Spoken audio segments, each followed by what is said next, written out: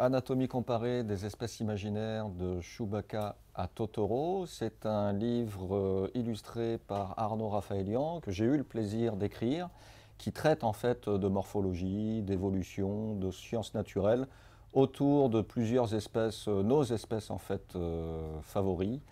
Totoro bien sûr, Chewbacca, mais aussi Spider-Man et d'autres super-héros. Les principaux personnages et les monstres en fait de la culture geek sont représentés et c'est un angle d'attaque intéressant et surtout amusant pour faire des sciences avec donc la culture des mondes imaginaires. Alors bonsoir à tous, merci d'être venus ce soir nous écouter et puis nous regarder dessiner en ce qui concerne Arnaud. Arnaud Raphaëlian est un illustrateur de fantasy dans la revue Espèces, une revue d'histoire naturelle qui coédite en fait Anatomie comparée des espèces imaginaires.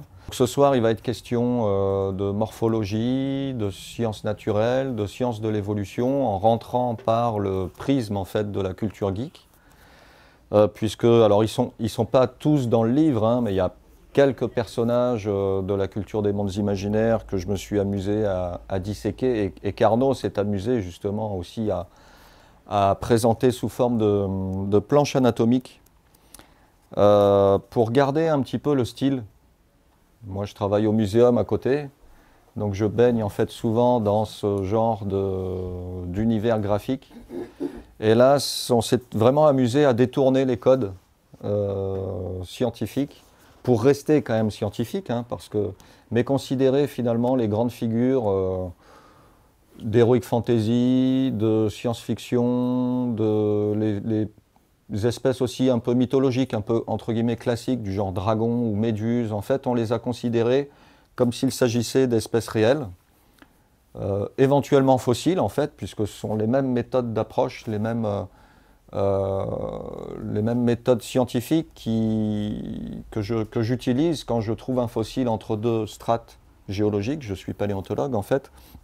Je vais essayer de repérer les caractères anatomiques, au niveau du crâne, au niveau des membres, s'il y a des membres, au niveau des nageoires, s'il n'y a pas de membres, et si on reste dans le groupe des vertébrés. Donc en fait, le but, en tant que paléontologue, c'est bien sûr de mieux comprendre l'évolution des espèces grâce aux fossiles, mais c'est aussi de reconstruire les espèces disparues dans leur paléo-environnement, dans leurs environnements. Donc pour ça, on a des méthodes qui peuvent aller jusqu'à le scan, alors ça s'appelle en jargon scientifique la microtomographie à rayon X. Donc en gros, on est capable aujourd'hui de prendre un fossile, de le passer dans une grosse machine qui crache en fait des rayons X et le fossile fait le tour de lui-même sur son plus grand axe. Et de cette manière-là, on a une radio au rayon X en fait, hein, une radio, mais en 3D de la structure interne de l'os. Alors, on n'est pas allé jusqu'à faire ça chez Totoro parce qu'on ne l'a pas trouvé, autre que chez Miyazaki bien sûr, et puis les livres. Mais on s'est basé en fait sur voilà, un peu tous ces personnages-là, Chewbacca dans le titre. Alors Chewbacca est présenté sous forme de planche anatomique et Arnaud s'est même amusé à proposer une, entre guillemets, reconstitution squelettique du crâne, en tout cas, un petit peu comme il peut le faire avec des espèces disparues, finalement.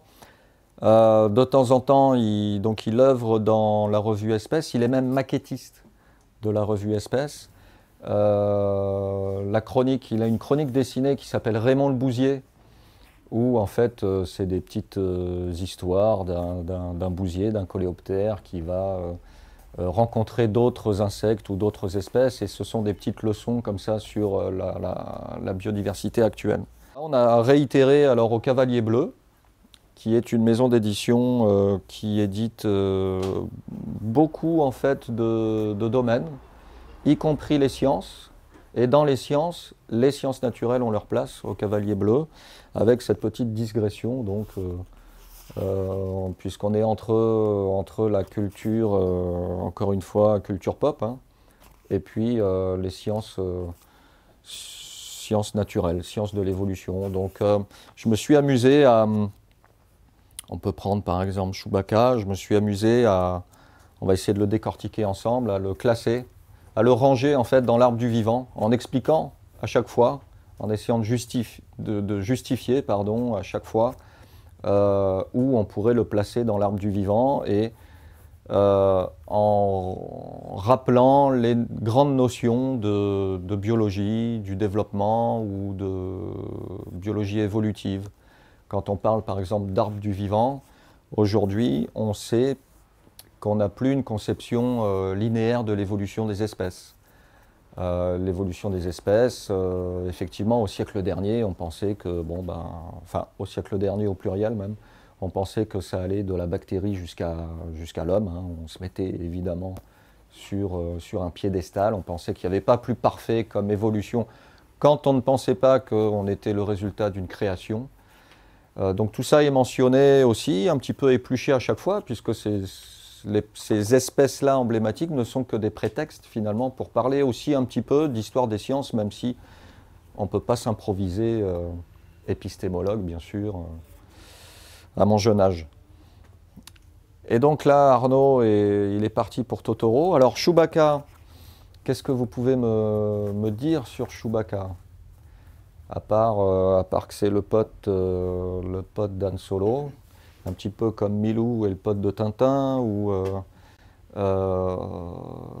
Rantanplan avec Lucky Luke. D'ailleurs, le fait d'avoir deux personnages renforce souvent l'arc narratif dans un scénario. Si vous voulez appuyer ou déformer même certains traits, vous avez intérêt à créer un couple, en fait.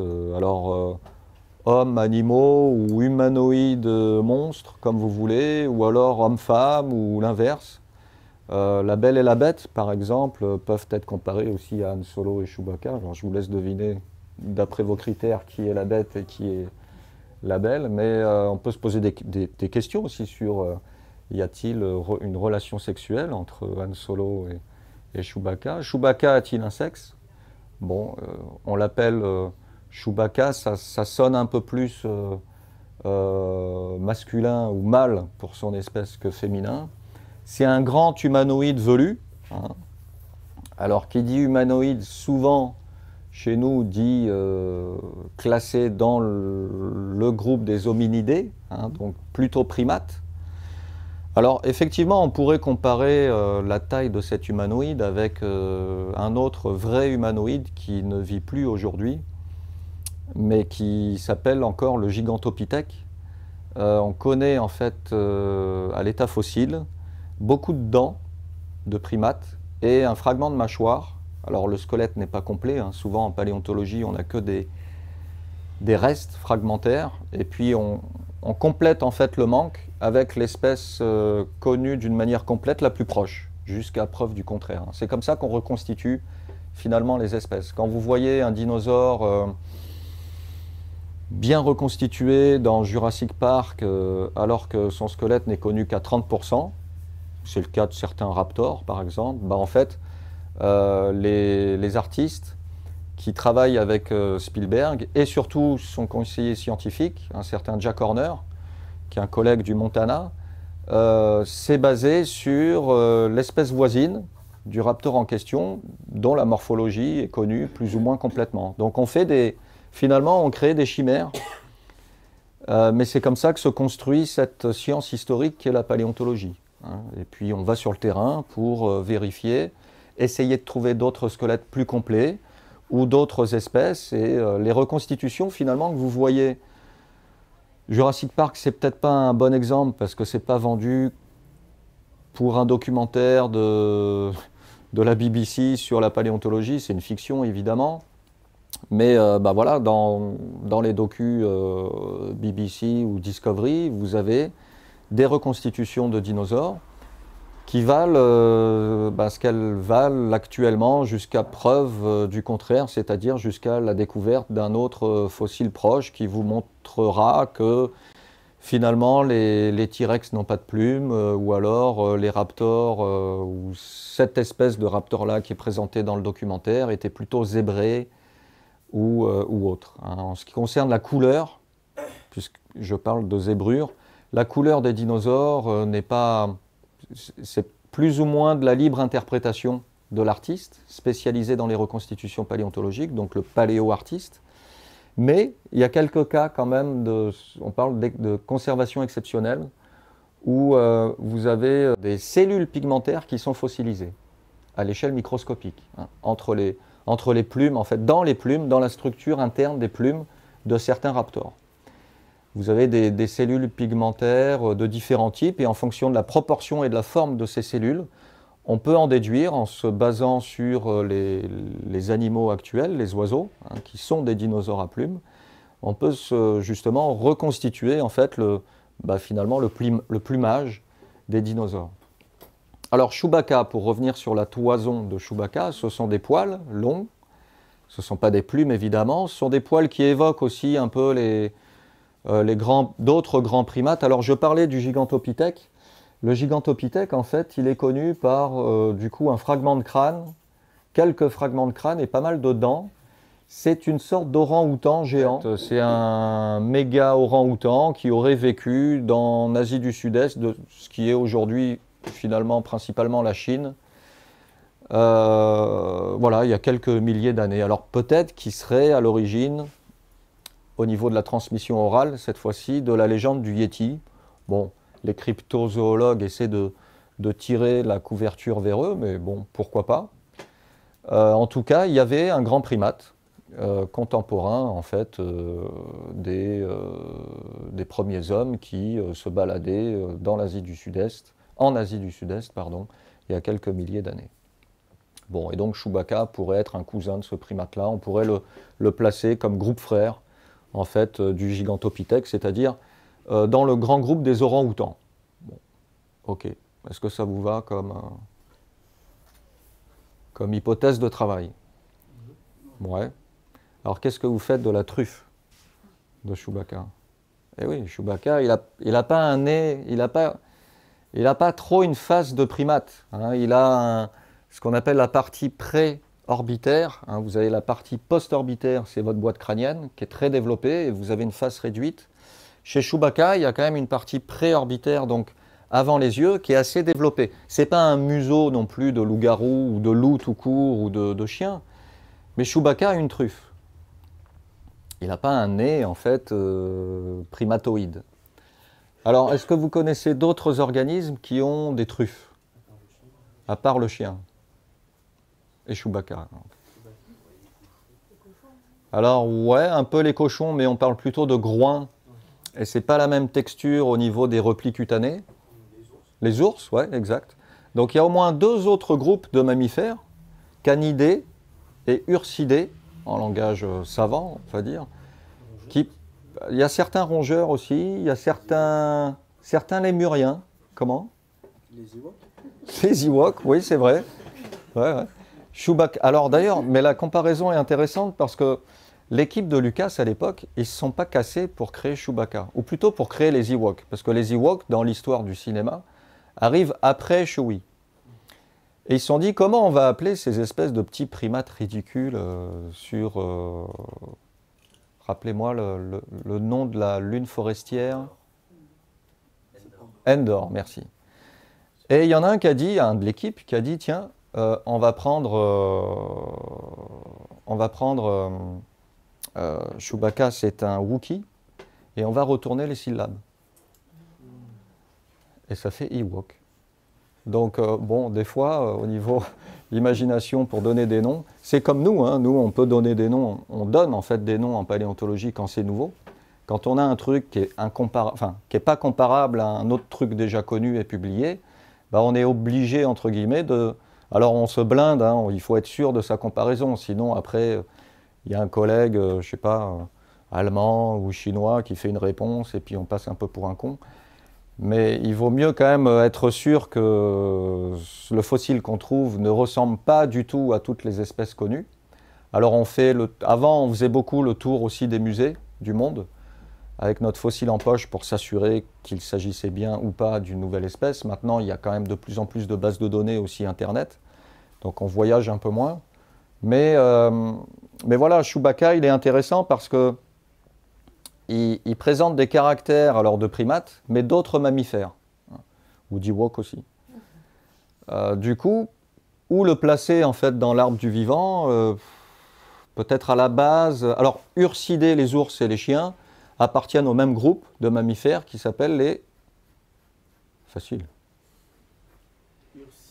Les carnivores. Carnivora. Ursidés et canidés, ouais. Alors, les carnivores sont des mammifères qui contiennent aussi, outre les ours et les chiens, les félins, les félidés.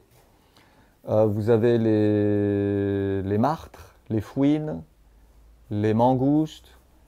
Tout ça, en fait, forme un grand groupe, hein, aujourd'hui, plusieurs dizaines, voire quelques centaines d'espèces. Wolferine, par exemple, on pourra en parler tout à l'heure. Bon, il est vendu, si vous êtes canadien, il est vendu pour différentes espèces de carnivores, en fait, en fonction des traductions surtout. Bon, et pour revenir à Chewbacca, alors du coup, il faudrait le mettre au niveau de la bifurcation sur l'arbre phylogénétique entre les primates, puisqu'il a quand même de loin une silhouette de primate, et puis les carnivoras. Donc ce qui implique l'apparition pas des Ewoks, mais de Chewbacca et des habitants de la planète Kashyyyk, je crois. Une histoire évolutive de plusieurs millions d'années. Parce qu'il faut enraciner en fait Chewbacca à peu près à la divergence de tous ces groupes-là. Donc voilà, en fait, bon, on a pris Chewbacca comme exemple, mais il y en a une bonne dizaine dans le livre, dont des inédits, parce que en fait, ce que je ne vous ai pas encore dit, c'est que c'est un recueil de chroniques que je publie régulièrement dans la revue Espèces, justement. C'est une chronique qui s'appelle Espèces surnaturelles, entre parenthèses. Et on a compilé certaines espèces qui sont déjà donc publiées dans la revue Espèces, c'est le cas de le dire, et puis on a quand même des nouveautés. Donc voilà, le but du jeu, c'est vraiment de se faire plaisir d'abord, en parlant des différents personnages de science-fiction ou même d'heroic fantasy ou de mythologie, et puis ensuite, c'est de montrer en fait les méthodes scientifiques, naturalistes qui peuvent être derrière pour quelque part aussi éveiller l'esprit critique, se dire est-ce que Totoro, Totoro il est sympa, mais est-ce qu'il est viable à la lumière des connaissances en biomécanique, par exemple. Voilà, vous avez 2 heures. Ça serait un exercice, un énoncé du bac intéressant. Alors du coup, Arnaud est en train de bosser sur Totoro et nous fait un petit écorché à l'ancienne. C'est même encore plus, comme style, plus ancien que je te vieillis en fait, Arnaud. Plus ancien que les planches naturalistes, puisque là, c'est presque de la planche médicale du XVIIe ou XVIe siècle. Donc déjà, Totoro, alors, bon, biomécaniquement, avant d'essayer de savoir qui il est en termes de classification du vivant, Totoro, il est quand même assez massif, enfin assez volumineux, pardon, mais il est très peu dense, puisque la nuit, même le jour, il se balade dans les airs, quoi. Il virevolte de branche en branche, plutôt sur un arbre. C'est quoi son arbre favori? C'est le camphrier, merci. Ouais, c'est un des arbres emblématiques de la culture japonaise avec le ginkgo. Le camphrier, d'ailleurs, c'est, je crois, un des arbres persistants sur Nagasaki ou Hiroshima, je ne sais plus. C'est pour ça que je crois que c'est Nagasaki. C'est même sur le blason, on va dire, ou le logo de l'université de Nagasaki, il y a un camphrier parce que c'est un arbre presque sacré en fait pour les Japonais. Et d'ailleurs, il a une relation très forte entre les arbres et Totoro. Il existe une relation très forte. Totoro habite vraiment cet arbre. Alors il squatte un peu les racines pour faire sa sieste, mais la nuit il monte et puis il virevolte. Hein. Finalement, il est très léger, même si il est assez balèze et il a l'air assez lourdeau. Il a une densité très, très faible. Alors, ce qui implique au niveau de la structure interne des choses amusantes. Hein. Arnaud s'est amusé à mettre des sacs aériens de partout. Pas que des poumons, des sacs aériens. Alors les sacs aériens, c'est présent chez les insectes, par exemple. Chez les insectes volants, vous avez plein de sacs aériens qui se baladent un peu partout dans le corps et qui permet justement à des insectes qui sont quand même constitués de chitine pour la partie externe, hein, on parle d'exosquelette. Au niveau densité, c'est pas mal un insecte. Mais grâce à leur sac aérien, en fait, certaines formes ont été retenues par la sélection naturelle et puis ça fonctionne entre guillemets. Donc on a truffé en fait Totoro de sacs aériens. On peut imaginer s'il a une structure interne de type squelettique. Hein, apparemment, il est constitué d'os. Hein, il a un squelette comme nous. Pourquoi, à votre avis, je dis ça? Ouais, parce qu'il a des dents. Donc si vous avez des dents, vous avez quand même pas mal de chances d'avoir de l'os à l'intérieur de votre corps. Hein, donc un squelette interne, hein, contrairement aux insectes où on parle de squelette externe. Alors du coup, les os de Totoro, on les imagine complètement creux. Structure d'allègement. Alors c'est le cas des ptérosaures. Les grands reptiles, enfin grands et même les petits, hein, qui évoluaient dans les océans, dans le ciel, pardon, à l'époque des dinosaures. Ces reptiles-là, quand on regarde en fait la structure interne de leur squelette, les os sont complètement creux, comme les oiseaux.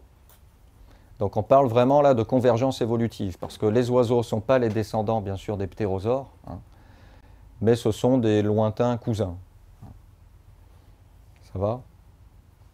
Donc des os creux, des sacs aériens, peut-être un système digestif qui excrète pas mal de méthane ou de gaz, en tout cas plus léger que l'air par la digestion. C'est le cas de beaucoup de ruminants. Alors est-ce que Totoro rumine? Pourquoi pas?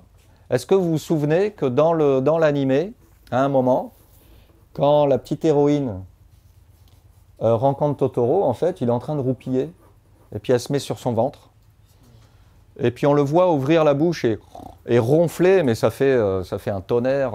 Et en fait, hop, j'ai fait un arrêt sur image, évidemment, et j'ai regardé la denture. J'ai analysé la denture de Totoro. Alors, au passage, on parle de denture et pas de dentition. Donc vous pourrez reprendre votre dentiste qui va vous dire vous avez une bonne dentition. Non, non, on parle de denture. Alors il va vous dire mais pourquoi on parle de denture et pas de dentition? J'ai appris ça à la fac de médecine. Et ben, en fait, la denture prend en compte l'évolution de votre dentition. Donc dentition, vous pouvez utiliser le terme de dentition, mais denture, ça fait mieux dans les salons parisiens, quoi.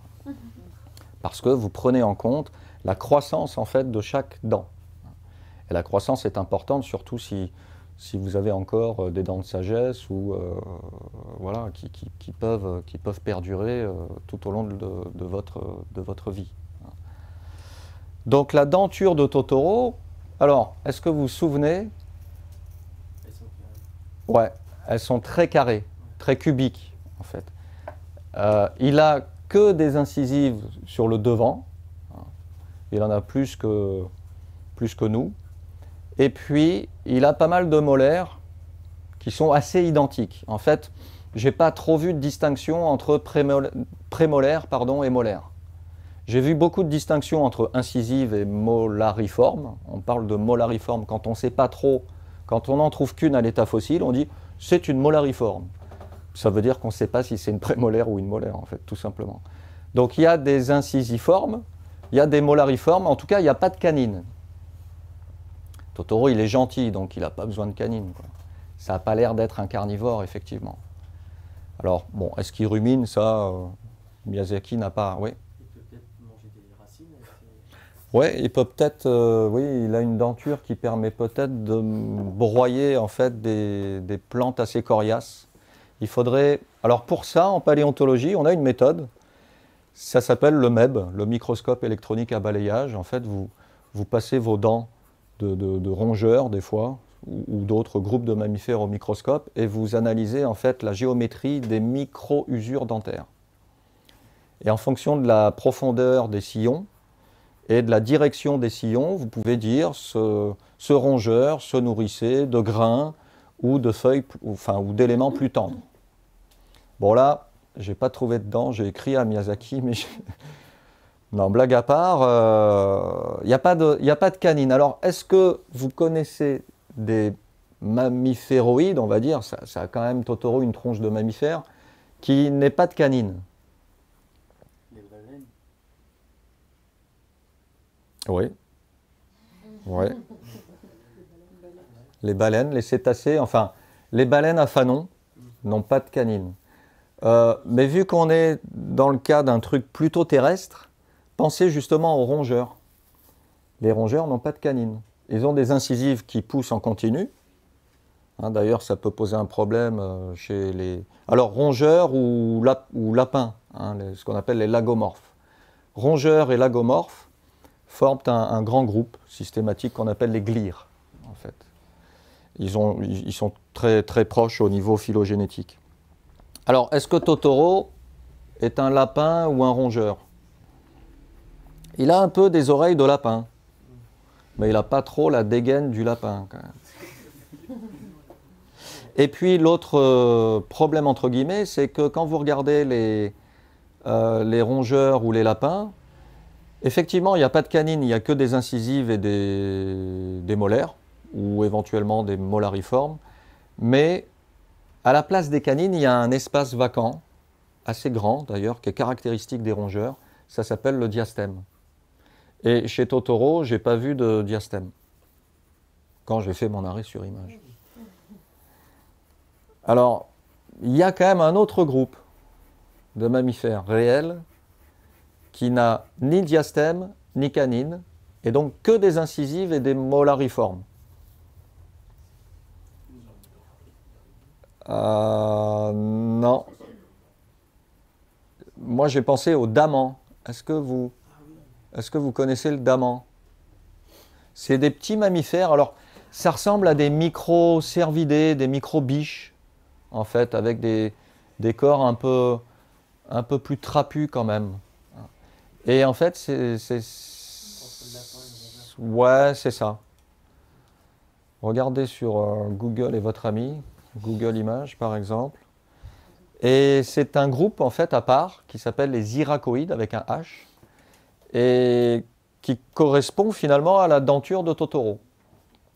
Alors on est quand même loin au niveau silhouette chez Totoro du daman, hein, qui est plutôt, même s'il a un coffre assez trapu, il a des pattes graciles et puis c'est un tétrapode, enfin un mammifère quadrupède. Il ne se déplace pas sur ses pattes arrière, il n'est pas bipède. Donc du coup, on parle de, quand on ne sait pas trop, comme c'est le cas de Totoro, on parle de mosaïque de caractères, et puis voilà. Donc des oreilles de lapin, une denture d'iracoïde, un coffre un peu d'ours. De loin, même sur une branche, on peut le confondre avec un hibou géant. D'autant plus qu'il a des petites... comment dire, des petits triangles en fait sur le ventre qui évoquent un peu certaines plumes de différentes couleurs chez les rapaces nocturnes. Il chante, ouais, effectivement, il vole, bon, mais il a quand même des griffes, bon, c'est quand même plutôt du mammifère que de l'oiseau. Et donc là, Arnaud est en train de nous faire une belle dissection. C'est un plaisir de travailler avec Arnaud parce que en fait, c'est une collaboration, hein. C'est pas une commande comme dans le paléo-art finalement. Hein. La méthode est un peu la même. C'est pas une commande du scientifique à l'artiste qui dit tiens, reconstruis-moi ça, ou alors illustre-moi l'anatomie interne de ce truc-là. C'est vraiment une collaboration, on discute. Je pense qu'il lit quand même un peu mes textes avant d'illustrer. Mais Juste le titre. juste le titre, oui, ça suffit.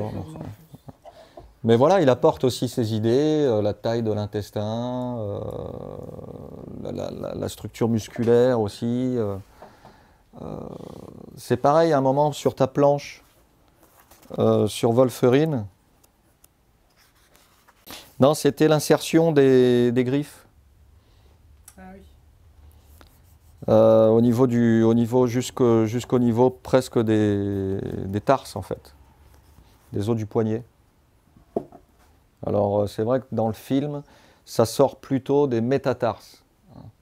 Vous avez tarse, l'os du poignet, métatarse, c'est l'os de la main, et puis le reste, c'est les phalanges. C'est valable aussi pour votre pied.